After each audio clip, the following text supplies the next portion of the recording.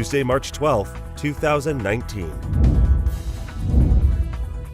Pompeo, Kushner, and Greenblatt discuss Middle East with Jordan King. Secretary of State Mike Pompeo and White House senior advisors Jared Kushner and Jason Greenblatt discussed Middle East peace prospects with Jordan's King Abdullah on Monday in Washington.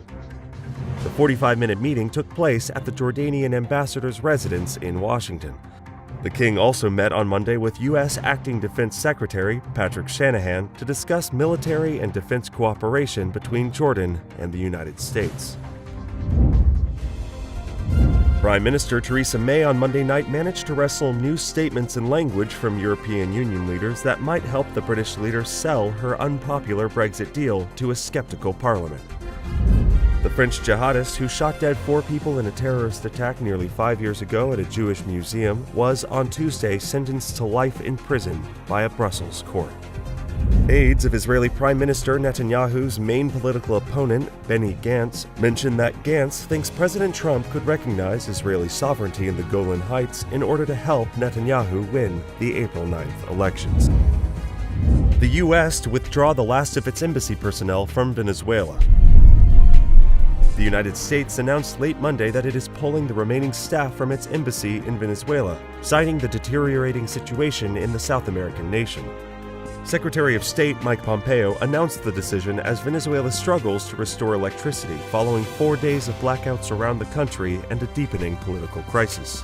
The U.S. has led an international effort to oust Socialist President Nicolas Maduro and replace him with the opposition leader, Juan Guaido, who vows to hold a new presidential election. Pompeo said the remaining diplomats would be out of Venezuela by the end of the week.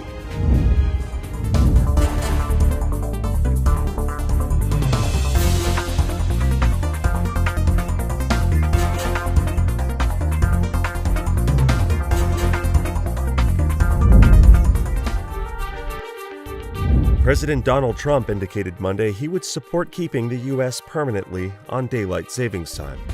House Speaker Nancy Pelosi is joining with Senate Majority Leader Mitch McConnell and other congressional leaders to extend a rare bipartisan invitation to NATO's Security General to address a joint session of Congress next month.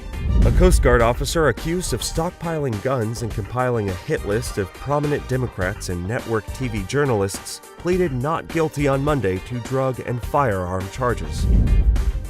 White House proposes a $4.7 trillion budget for fiscal 2020.